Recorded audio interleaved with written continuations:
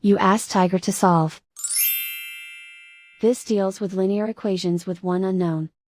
The final result is t equals 8/9. Let's solve it step by step. Isolate the t. Multiply both sides by inverse fraction 4/3.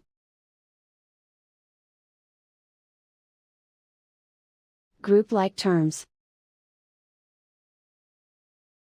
Multiply the coefficients.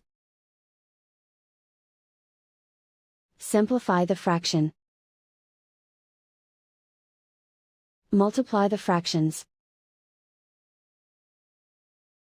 Simplify the arithmetic.